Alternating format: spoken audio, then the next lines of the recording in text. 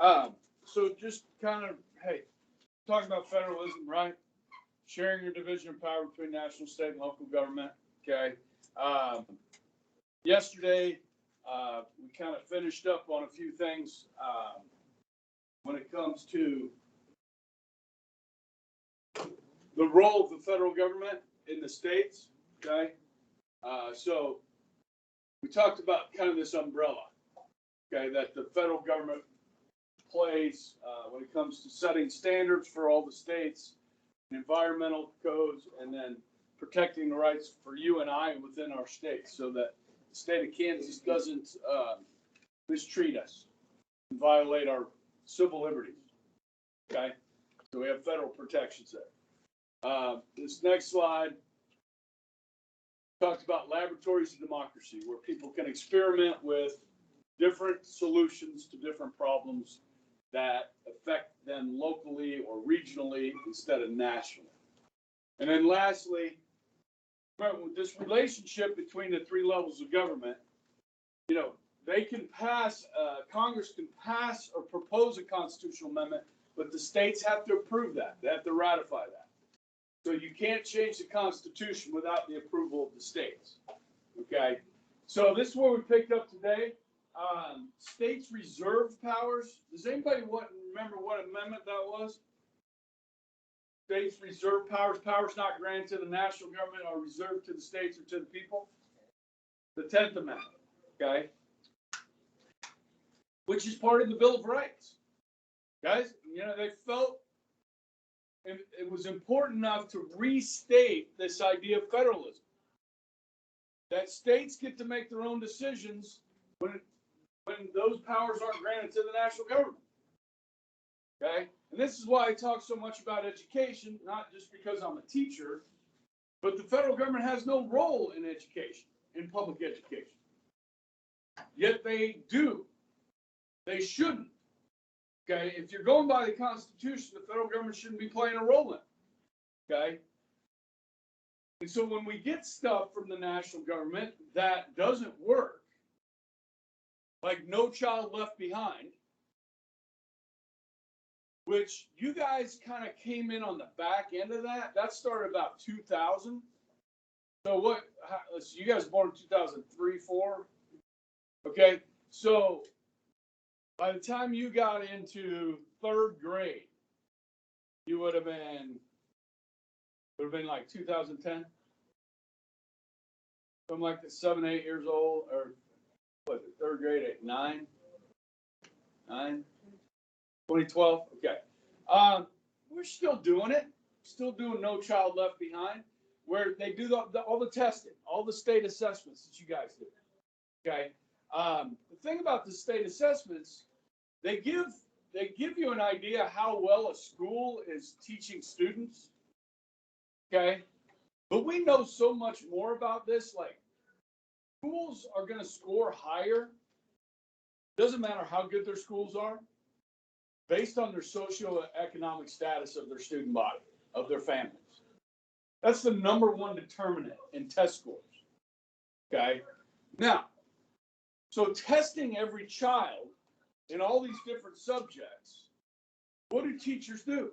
They end up teaching to the test rather than allowing you to learn. Okay. And I just think it's a really bad model. Now, we have to give tests. I have to give tests. I need to check your ability to, you know, retain information, learn information, retain information, and give it back to me. Okay. But, you know, guys, I just finished my master's on this stuff on teaching and learning. Okay.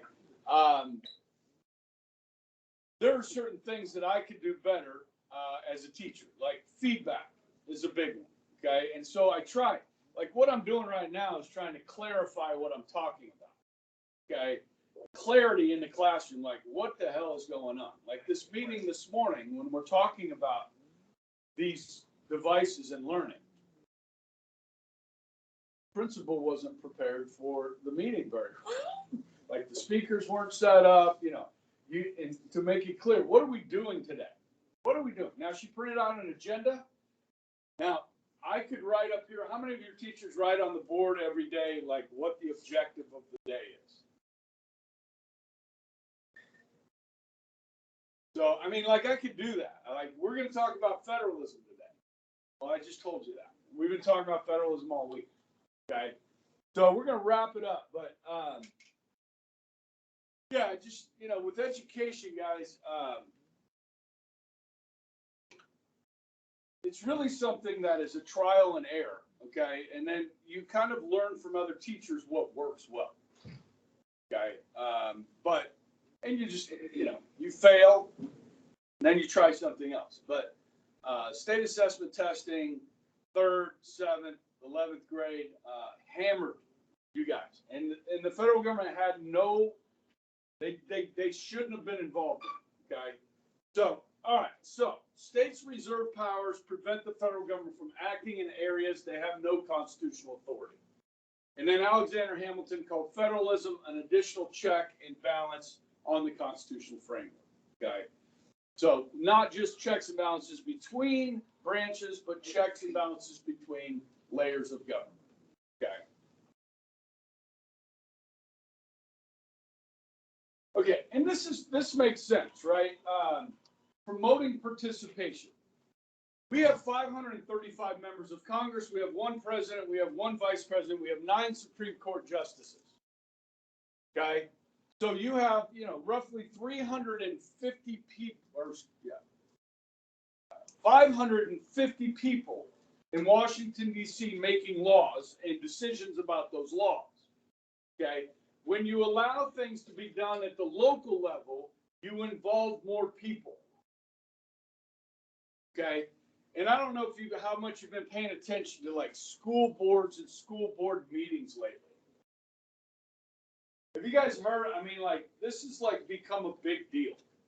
Like in Virginia, okay, have you guys heard of critical race theory? Been hearing people talk about this.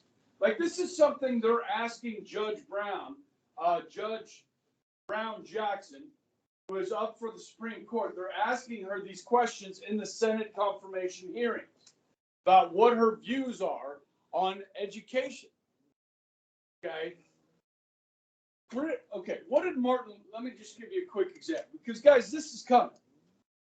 Now, depending on where you send your kids to school, will determine on what they learn. So, like, we're in a Catholic school in Wichita, Kansas. You guys don't learn critical race theory. Now, critical race theory is something that began being taught in law schools around the country, okay? When we learn about Dr. King, Dr. Martin Luther King and the Civil Rights Movement, okay? What did he say? Remember what he said about his children and how his children would one day grow up.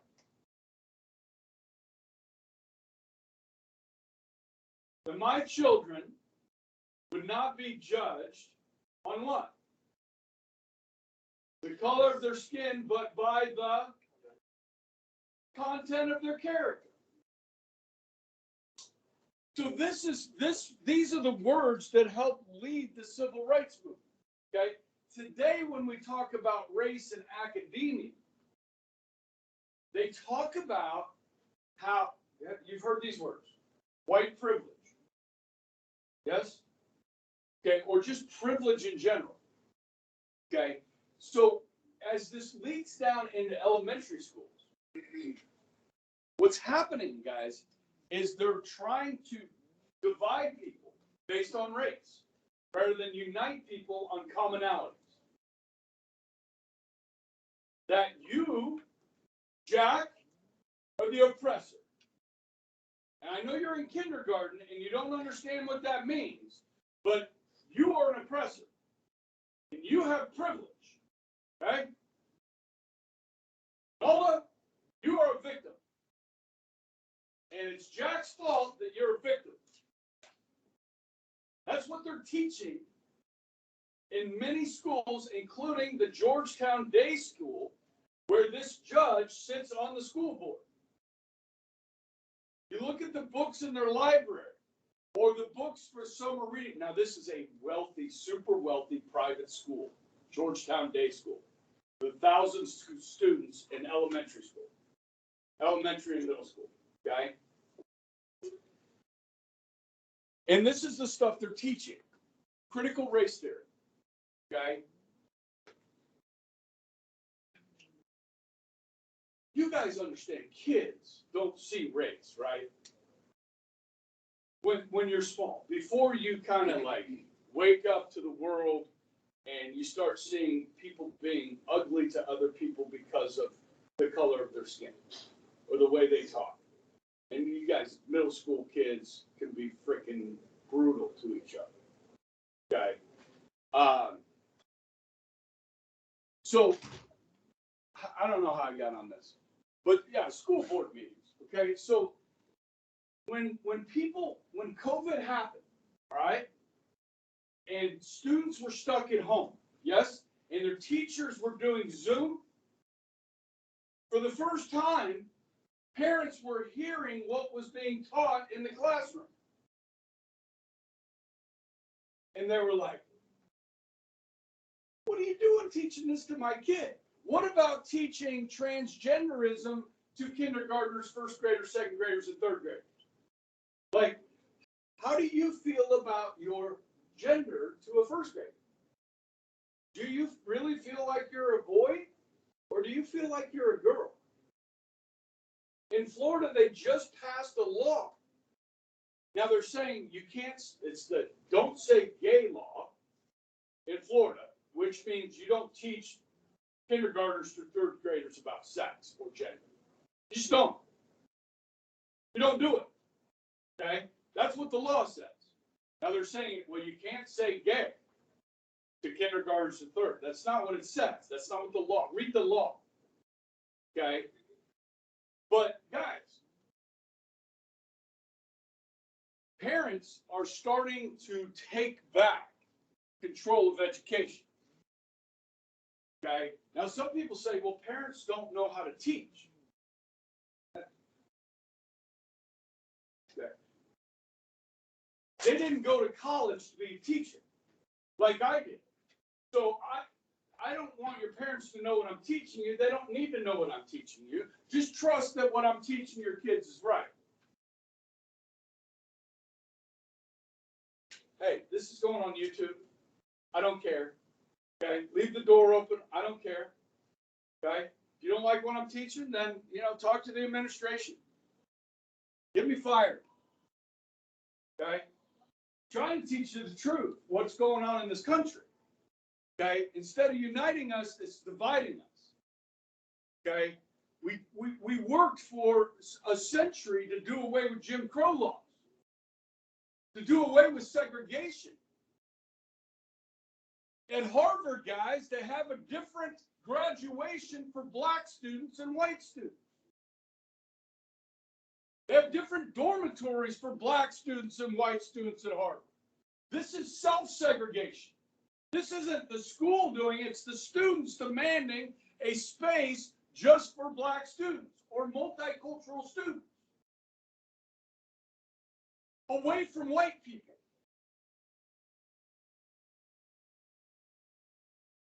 The whole thing is like turned on its head.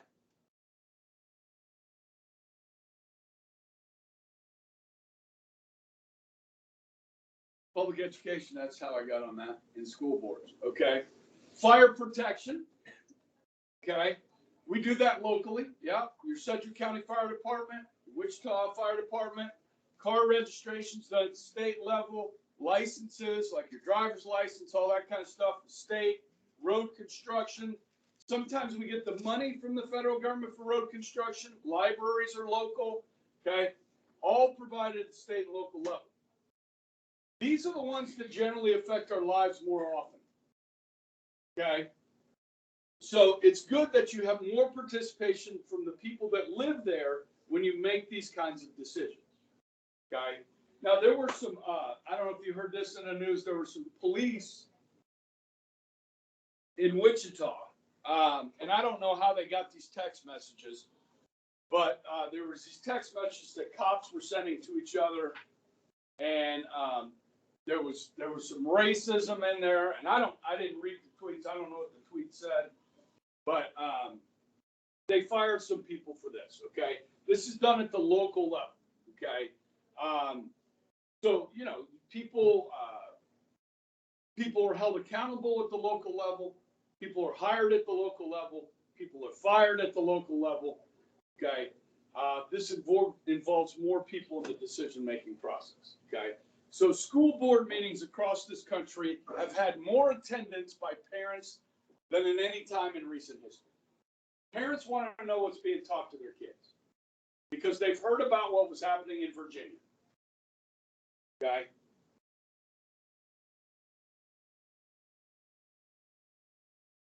Can I just, yeah.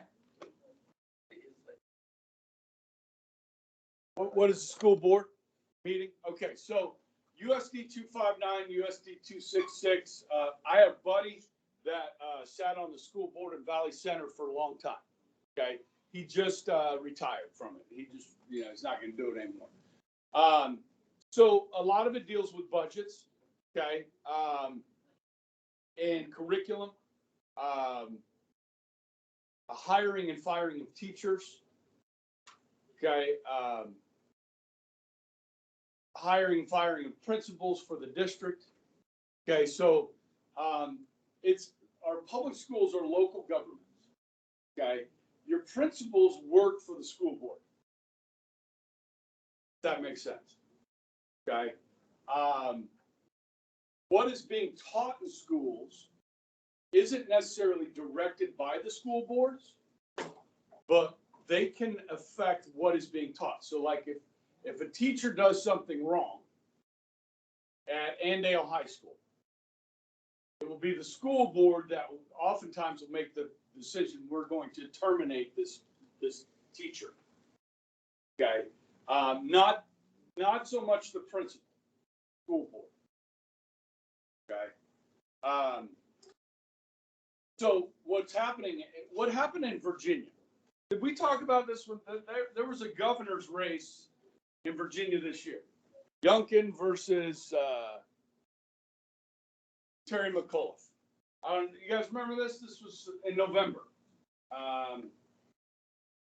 We're in February. Okay. Okay. Let me throw a different one at you. You guys know what remember the Parkland shooting? Okay. Guys, our public schools, as you probably know, there are some discipline issues, yes?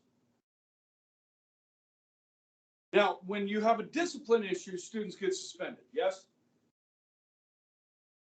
What we began to see across the country was that the suspension rates for African American students were much higher than white students, okay?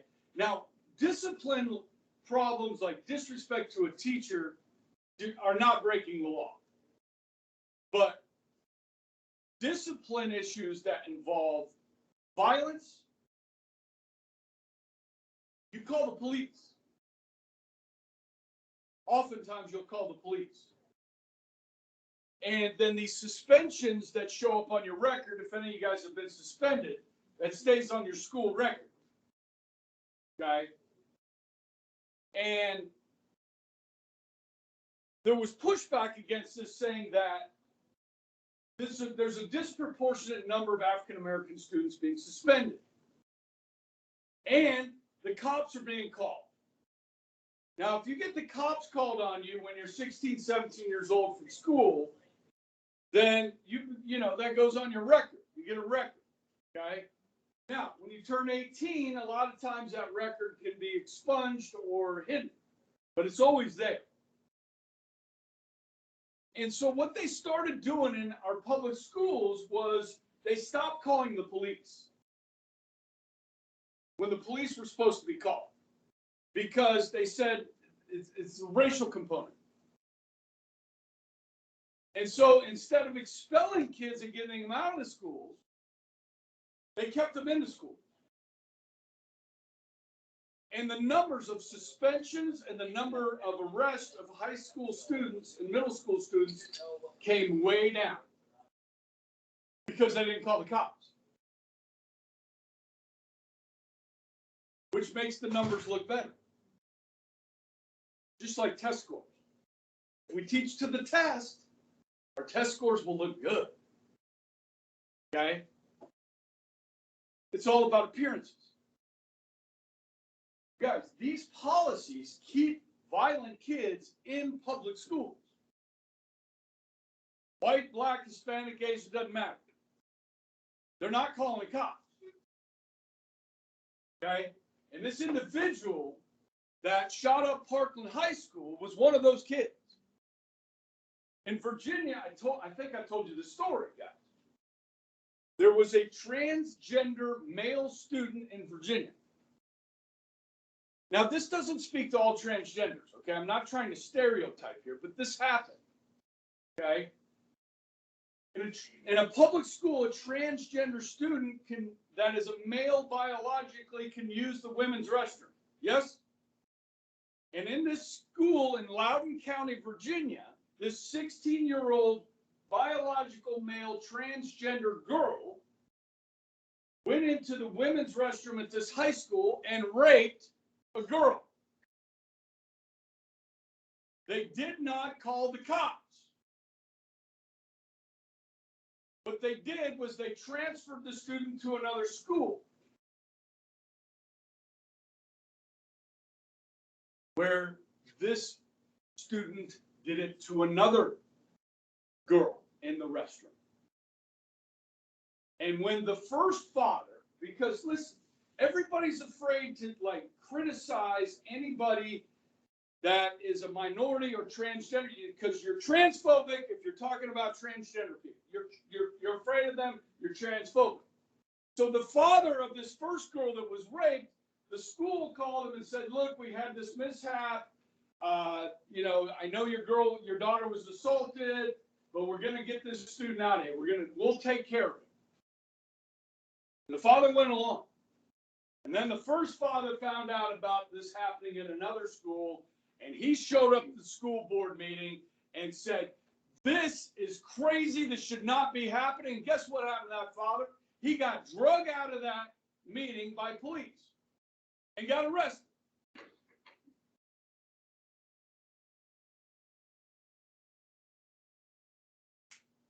And then finally, the media picked up on it. And then the guy that was running for governor of Virginia, and a lot of people in Virginia said, this is what is happening in our schools.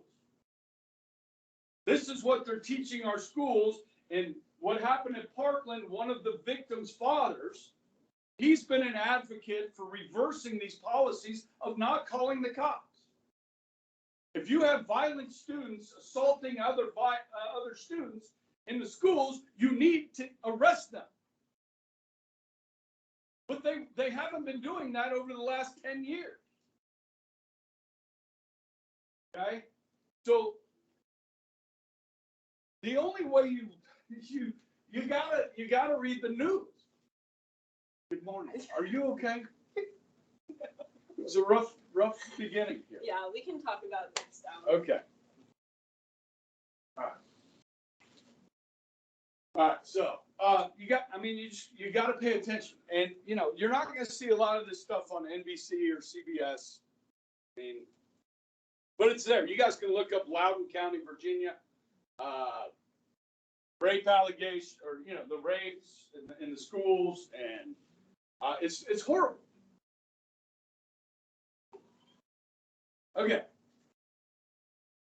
So how do we balance this relationship between the federal government and the states? Okay, it's a tug of war. Okay, I got this tug of war here. Okay, some parts of American history, the federal government is winning the tug of war. Some periods in American history, the states win the tug of war. So back in 1994, 95, 96, they changed the speed limit. Let the states determine their own speed limits. The states were winning. But with all this money that the federal government now has in the states, correct, the national government is winning. Okay? Some feel that protest this involvement, unfunded mandates, federal environmental laws, not allowing states to handle their own affairs. This is really big with like the Environmental Protection Agency. You guys know where New Market Square is, right? I don't know if I've talked about this in here or not, but where Target is and all that New Market Square is, that used to be considered wetlands. We talked about it. Yeah. So listen, you're not supposed to be able to build on that, according to the EPA. But if money talks. Now, if you're an individual landowner and the EPA says you can't build here, even though you own the property, guys, you're probably out of luck. Unless you got enough money to, convince the Environmental Protection Agency otherwise. Did I tell you a story about my dad's property and the deck? Okay, so like, I did tell you, like we couldn't build a pier out. Yeah, same thing, right? So we still don't have a pier out until. And guys, if we built one, we would probably be getting fined heavily every day it was out there. You understand? That's how they do it. Okay. There's horror stories about this. Okay. Supporters say this federal involvement is necessary, and it is in certain areas. Okay. Like voting rights. Like, we talked about poll taxes. Poll taxes, that's crazy. Okay. Literacy tests. You may not be able to read, but you may be working and you may be paying taxes. Well, then you should be able to vote. Okay? It's a right. Okay? So these are important parts of the federal government, especially when it comes to fulfilling the Bill of Rights in the states that we live. Okay?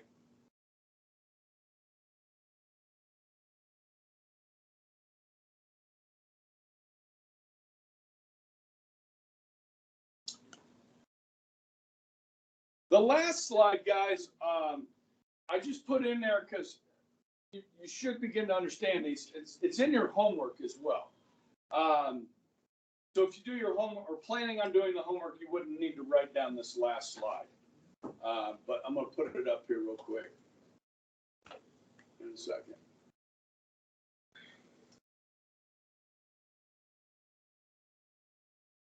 Okay. Have we done any of this? Have we talked about this? These different types of powers? Yeah, let me just briefly go over this. Like I said, you're going to do this in your homework, okay? Express powers are written, okay? Listed in the Constitution. So, Article 1, Section 8. Congress is empowered the power to lay taxes, borrow money, coin money, build post offices, postal roads, declare war, raise and support an army. Those are all expressed and written in the Constitution.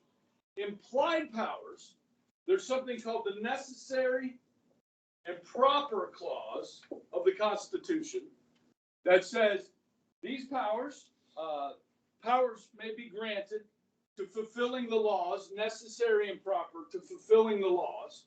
This is known as the elastic clause. It stretches the power of the federal government. So it's not explicitly written. And the best example of this, guys, is judicial review. Remember when we talked about judicial review? What court case was that established judicial review? Marbury versus Madison, 1803. So in the Constitution, it is not expressly written this power of judicial review for the court to say that a law or an action is unconstitutional. So this is necessary and proper to fulfilling the role of government. Okay? It is an implied power. Inherent powers are powers that belong to any sovereign government. As you guys sit there in your desks, you're all breathing. And occasionally you're blinking your eyes without even thinking about it. Now you're thinking about it. Okay? Now, those are things that you naturally do. So all governments naturally do things like control their borders. Immigration is an inherent power of the federal government.